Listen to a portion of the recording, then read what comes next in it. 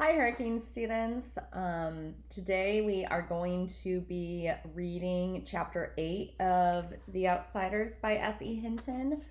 I'm quite certain that this will be broken into two videos, the first one being almost 15 minutes, and then the next one hopefully being much shorter. In your Doc Hub e-text, it's pages 101 to 111. If for some reason the link isn't working, if you just type it in a Google search, it should come up just fine. I was having trouble with it today. The link that's on Schoology at least. So just 10 pages, and then there will be a corresponding short, I'll try to keep a short assignment since it's a lot of reading today. Okay. Chapter 8. I miss all of you. Chapter 8. The nurses wouldn't let us see Johnny. He was in critical condition, no visitors.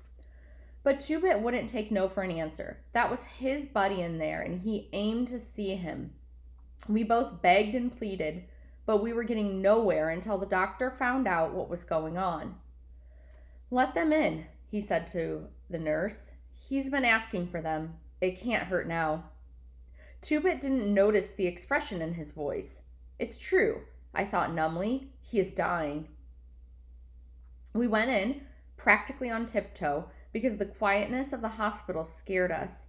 Johnny was lying still with his eyes closed, but when Two-Bit said, "Hey, Johnny kid," he opened them and looked at us, trying to grin. "Hey, y'all." The nurse, who was pulling the shades open, smiled and said, "So he can talk after all." Two-Bit looked around.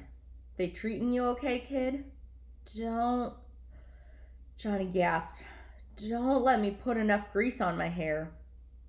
"Don't talk," Two-Bit said, pulling up a chair. "Just listen. We'll bring you some hair grease next time. We're having the big rumble tonight." Johnny's huge black eyes widened a little, but he didn't say anything. "It's too bad you and Dally can't be in it. It's the first big rumble we've had, not counting the time we whipped Shepard's outfit." "He came by," Johnny said. "Tim Shepard?" Johnny nodded. "Came to see Dally." Tim and Dallas had always been buddies. "Did you know you got your name in the paper for being a hero?" Johnny almost grinned as he nodded. "Tough enough," he managed, and by the way his eyes were glowing, I figured Southern gentlemen had nothing on Johnny Cade. I could see that even a few words were tiring him out. He was as pale as the pillow and looked awful. Two-Bit pretended not to notice. "You want anything besides hair grease, kid?" Johnny barely nodded. "The book." He looked at me. "Can you get another one?" Two-Bit looked at me too. I hadn't told him about Gone with the Wind. "He wants a copy of Gone with the Wind so I can read it to him," I explained. "You want to run down to the drugstore and get one?" "Okay," Two-Bit said cheerfully. "Don't y'all run off." I sat down in Two-Bit's chair and tried to think of something to say. "Dally's gonna be okay," I said finally. "And Derry and me, we're okay now." I knew Johnny understood what I meant. We had always been close buddies, and those lonely days in the church strengthened our friendship. He tried to smile again and then suddenly went white and closed his eyes tight. "Johnny," I said, alarmed. "Are you okay?" He nodded, keeping his eyes closed. "Yeah, it just hurts sometimes. It usually don't. I can't feel anything below the middle of my back." He lay breathing heavily for a moment. "I'm pretty bad off, ain't I, Pony?" "You'll be okay," I said with fake cheerfulness. "You gotta be. We couldn't get along without you." The truth of that last statement hit me. We couldn't get along without him. We needed Johnny as much as he needed the gang, and for the same reason. "I won't be able to walk again," Johnny started, then faltered. "Not even on crutches. Busted my back." "You'll be okay," I repeat firmly. "Don't start crying," I commanded myself. "Don't start crying. You'll scare Johnny." "You want to know something, Pony Boy? I'm scared stiff. I used to talk about killing myself." He drew a quivering breath. "I don't want to die now. It ain't long enough. 16 years ain't long enough. I wouldn't mind it so much if there wasn't so much stuff I ain't done yet and so many things I ain't seen. It's not fair. You know what? The time we were in Windricksville was the only time I've been away from our neighborhood. You ain't gonna die, I said, trying to hold my voice down. And don't get juiced up, because the doc won't let you see us. Because the doc won't let us see you no more if you do. 16 years on the streets, and you can learn a lot, but all the wrong things, not the things you want to learn. 16 years on the streets and you see a lot, but all the wrong sights, not the sights you want to see. Johnny closed his eyes and rested quietly for a minute. Years of living on the east side teaches you how to shut off your emotions. If you didn't, you would explode. You learn to cool it. A nurse appeared in the doorway. "Johnny," she said quietly, "your mother's here to see you." Johnny opened his eyes. At first they were wide with surprise, then they darkened. "I don't want to see her," he said firmly. "She's your mother." "I said I don't want to see her." His voice was rising. "She's probably come to tell me about all the trouble I'm causing her and about how glad her and the old man'll be when I'm dead.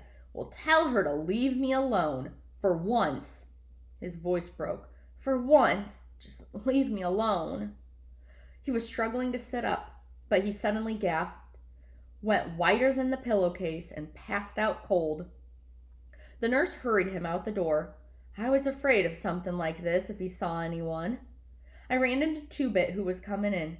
"You can't see him now," the nurse said, so Two-Bit handed her the book. "Make sure he can see it when he comes around." She took it and closed the door behind her. Two-Bit stood and looked at the door a long time. "I wish it was any one of us except Johnny," he said, and his voice was serious for once. "We could get along without anyone but Johnny." Turning abruptly, he said, "Let's go see Dallas." As we walked out into the hall, we saw Johnny's mother. I knew her. She was a little woman with straight black hair and big black eyes like Johnny's. But that was as far as the resemblance went. Johnny Cake's eyes were fearful and sensitive. Hers were cheap and hard.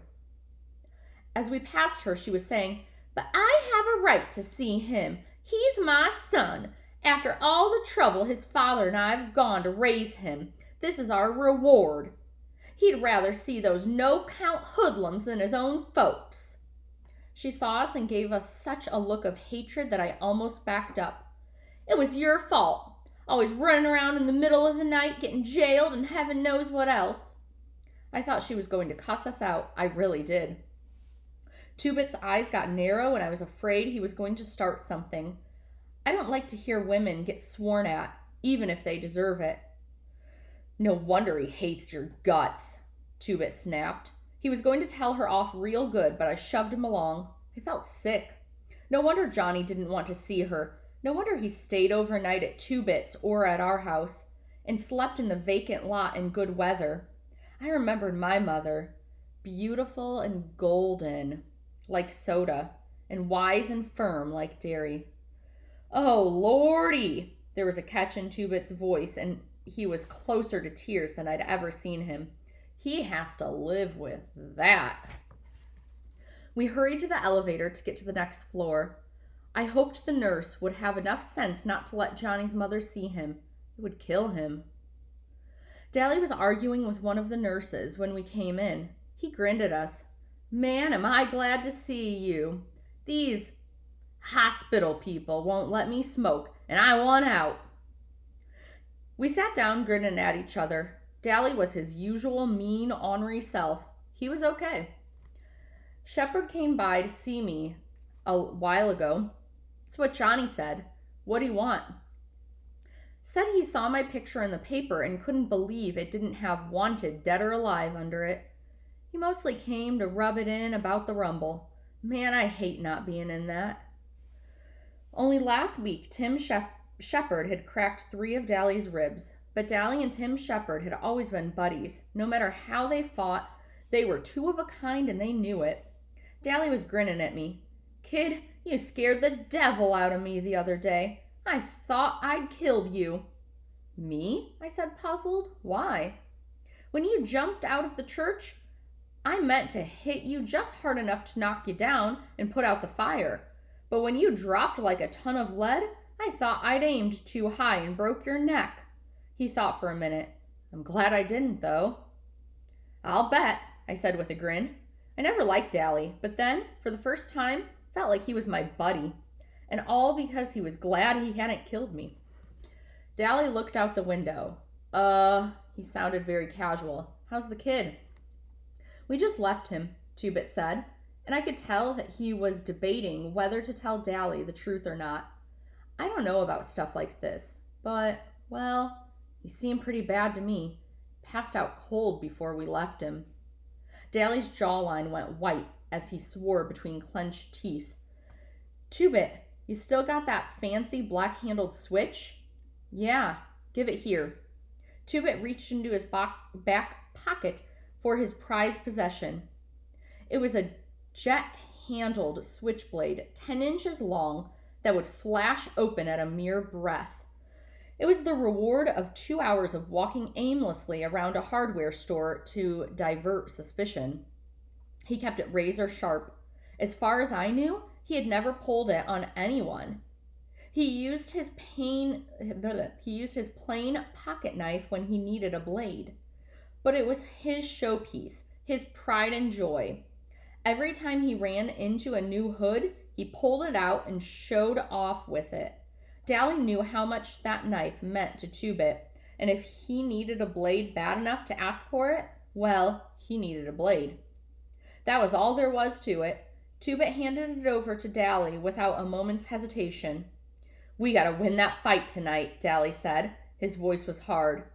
"We gotta get even with the Socs. For Johnny." He put the switch under his pillow and lay back, staring at the ceiling.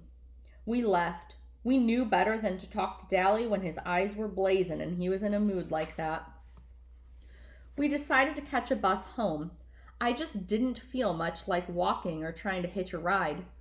Two-Bit left me sitting on the bench at the bus stop while he went to a gas station to buy some cigarettes. I was kind of sick to my stomach and sort of groggy.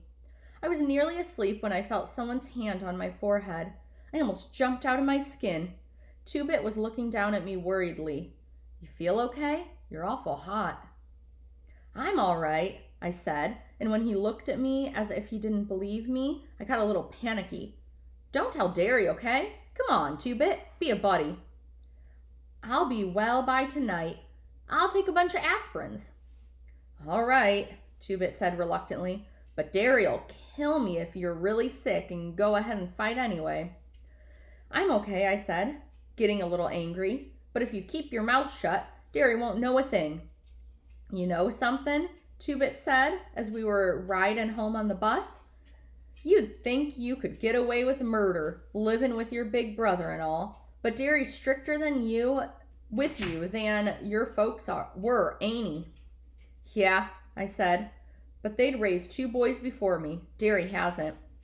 "You know, the only thing that keeps Derry from being a Soc is us." "I know," I said. I had known it for a long time. In spite of not having much money, the only reason Derry couldn't be a Soc was us, the gang, me and Soda. Derry was too smart to be a greaser. I don't know how I knew, I just did. I was kind of sorry. I was silent most of the way home. I was thinking about the rumble. I had a sick feeling in my stomach, and it wasn't from being ill. It was the same kind of helplessness I'd felt that night Derry yelled at me for going to sleep in the lot. I had the same deathly fear that something was going to happen that none of us could stop. As we got off the bus, I finally said it. "Tonight, I don't like it one bit." Two-Bit pretended not to understand. "Never knew you to play chicken in a rumble before. Not even when you was a little kid." I knew he was trying to make me mad, but I took the bait anyway. "I ain't chicken, Two-Bit Matthews, and you know it," I said angrily. "Ain't I a Curtis, same as Soda and Derry?" All right, we'll pause there and I'll start the next video promptly.